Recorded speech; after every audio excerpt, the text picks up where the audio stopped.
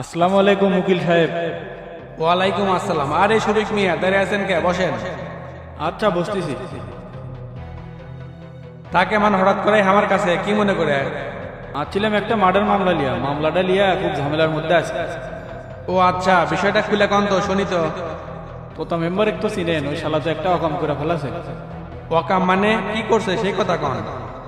মাথা গরম চেংরা হলে যা হয়, কেরে তুই একটা জনপ্রতিনিধি মানুষ, তুই কি এলে কাম করে সাজে? দেখেন শফিক মিয়া, ডাক্তার আর উকিলের কাছে কিছু লুকাবার নাই, এতে করে ভালো চিকিৎসা দেওয়া যায় না। সেটা তো আমি জানি, আর এটি লুকানোর কিছু নাই, ওই একটা মার্ডার করছে। ও, এটা কোনো ব্যাপার না, আমি তো মার্ডারের কেস নিয়েই লড়ি। এই জন্যই তো আপনার কাছে আসা, যে আপনি পারেন ওর জামিনের ব্যবস্থা করে দেন। তাহলে আসামির কি নাম করলেন আবার এলাকা কন তো। তোতা মেম্বার। আসামি কি তার অপরাধ স্বীকার করছে? যতটুক শুনলাম পুলিশের কাছে অপরাধ স্বীকার করছে, কিন্তু জজের কাছে এখনো করে নাই। যাক, এই কামটা ভালো করছে। তা বাদী কি কয়? মীমাংসা করার কোনো লাইন কাট আছে নাকি? তাহলে এলা সুবিধা হয় আর কি। বাদী তো খুবই গরিব মানুষ, কিন্তু এর পিছনে বর্তমান চেয়ারম্যান কোপা শামসু আছে, ওই তো এই কেসটা হ্যান্ডেল করতেছে। শামসু চেয়ারম্যান বাদী পক্ষ তাহলে তো এলা সমস্যাই হবে। এটাই তো না টেনশনের বিষয়। তাছাড়া এগুলো কবে আপোষ করে ফেলালে এমনি? আমি হলাম মার্ডার কেসের স্পেশালিস্ট, কত দাগি আসামি চুটকি মেরে জামিন করে দিছি। বিক্ষ তোমার নাম কি, ফলে পরিচয়? এখন কন, এই কেসের ব্যাপারে আপনার মন্তব্য কি? সর্বপ্রথম কেসের চার্জশিট পর্যালোচনা করা লাগবে, আর কি কি ধারা আছে সেটা দেখা লাগবে। সমস্যা নাই, থানার যায় একটা কপি তুলে নেন, কারণ এই কেসটার দায়িত্ব সম্পূর্ণ আপনার উপরই তুমি। তা ঠিক আছে শফিক মিয়া, আসামি যদি রিমান্ডে সবকিছু স্বীকারোক্তি দেয় তাহলে জামিনে মুশকিল হয়ে যাবে। তা তো জানি, কিন্তু অনেক ক্ষেত্রে মারধর করে পুলিশ সবকিছু স্বীকার করে নেয়, এমনও তো রেকর্ড আছে নাকি? এই কথায় আপনার যুক্তি আছে, কিন্তু এই কেসে আপনার পেমেন্ট বেশি দেওয়া লাগবে। তাও কত দেয়া লাগবে? কন্টাক্ট হলো 5 লাখ, আর পরিস্থিতি থেকে বাড়তে পারে, যেমন ধরেন 7-8 লাখ। কন কি এত টাকা? এটা জানা জানা মামলা না, এটা মার্ডার কেসের মামলা। অ্যাডভান্স হিসেবে এখন 2 লাখ টাকা দিয়ে যান। আমি তো এত টাকা আনিনি, লাখ দেড়েক টাকার মতো আছে, ওটা কি লিবেন? ঠিক আছে, যা আছে তাই দেন, বাকি টাকা পরে দিয়েন। আর এই সময় আপনাকে পকেট গরম থাকা লাগবে, এখানে ল্যালোজগিরি করলে তো হবিল লয়। আচ্ছা দিচ্ছি। তা জামিনের দিন কি হবিনি? হবি আমার কাছে যখন আসছেন তখন টেনশনের কিছুই নাই। খালি চার্জশিট আর আসামির সাথে কথা কবার দেন, তারপরেই দেখেন কি আইনের প্যাঁচ মারি। আইনের প্যাঁচ মারার পরেও জামিন করে ফেললেন না, তখন কি হবিনি? আমার এই আইনের পেশা এখনো পর্যন্ত কোনো কেস হারিনি, তাই না হওয়ার কোনো প্রশ্নই ওঠে না। বুঝতে হবে আমি হলাম নরেশ উকিল। আপনার কোথায় ভরসা পেলাম উকিল সাহেব, তাহলে এখন ওটি। ঠিক আছে যান তাহলে, আর কেসের ব্যাপারে সবকিছু আপনার সাথে ডিল হবে। আর এরপর দেখা করার সময় পকেটের ওজনটা বেড়ে নিয়ে আসে। এই উকিলটা টেকা ছাড়া কোনো কিছুই বুঝে না, কামের আগেই টেকা। আচ্ছা আনমনি থাকেন, তাহলে গেলাম। ঠিক আছে যান।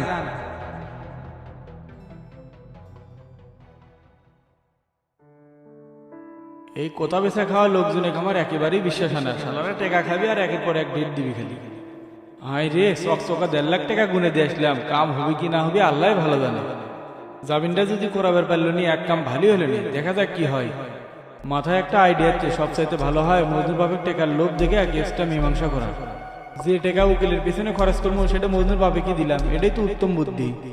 তাহলে আর দেরি না করে মজনুর বাপের কাছ থেকে ঘুরে আসি, এখন আর সময় নষ্ট করা যাবে না।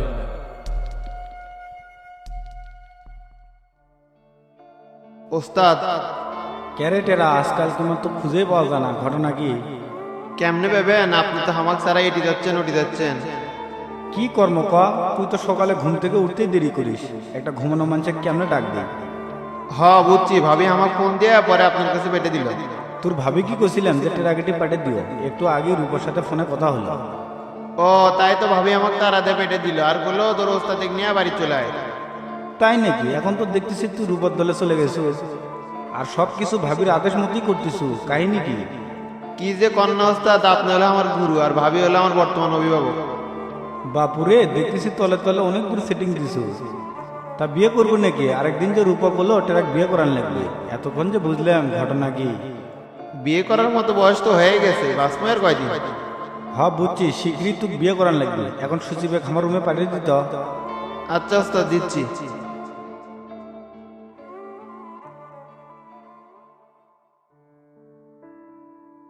আসসালামু আলাইকুম ভাই, কেনকা আছেন? খবর কি? ওয়ালাইকুম আসসালাম। তা শফিক হঠাৎ আমার কাছে কি মনে করে? সমবেদনা জানানোর মতো ভাষা আমার কাছে নাই, নিজের পোলার মতো দেখতাম মজনু, কি থেকে যে কি হয়ে গেল নিজেও জানি না। সবই আমার কপাল, না হলে কি একটা মাত্র বেটা ছেলে কি দুনিয়ার থেকে তুলে নেয়। আমার সব শেষ গো সবিক, ঘরত গেলে বেটুবা বোর্ডত দেখলে মুখটা ফাটে যায় আমার। কি আর করবেন কোন, কষ্টটা বড়ই অদ্ভুত, যা কারোর সাথে ভাগাভাগি করা যায় না। এই পৃথিবীতে কার কখন কি হবি বলা বড় মুশকিল। আল্লাহর কাছে সব ছাড়ে দিছি, তিনি তো উপর থেকে সব কিছু দেখছেন, আল্লাহ এই বিচার করবি।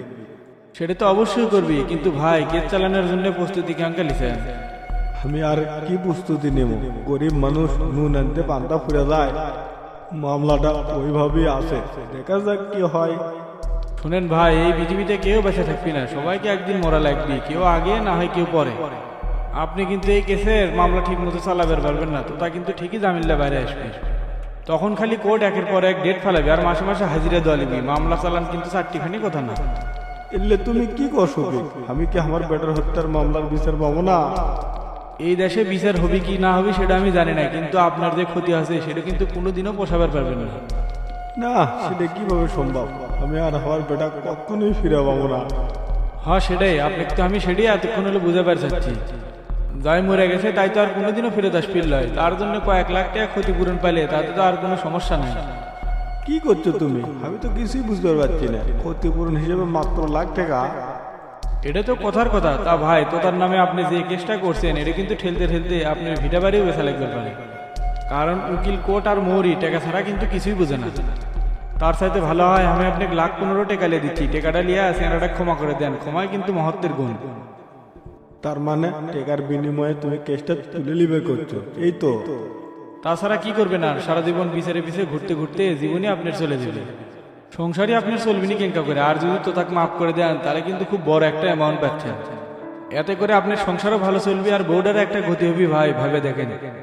আমার মাথায় কিছু ঢুকিচ্ছে না সবিক, আমি খুব অসুস্থ, কয়েকদিন হলে কোথায় পার পাচ্ছি না। ঠিক আছে, সমস্যা নাই, আপনি ভাবার জন্য সময় নেন। তবে যাই করেন একটা কথা মনে রাখেন, ভুলবশত একটা ঘটনা ঘটছে, আপনার বেটাকে তো আর কোনোদিনও ফিরত পাবেন না। তার সাথে বাকি জীবনটা ভালোভাবে কাটে দেন আর বিধবা বউটাকে একটা ভালো জায়গায় সেটেল করে দেন, এটা আপনার জন্য ভালো হবে। আমি এনার চিন্তা করে দেখি কি করা যায়, এত তাড়াতাড়ি তার সিদ্ধান্ত দেওয়া যায় না। আপনি চিন্তা করেন, পরে আবার আসবেনি, আপনার সাথে কথা কমনি। আচ্ছা আসলে তাহলে আমি গেলাম।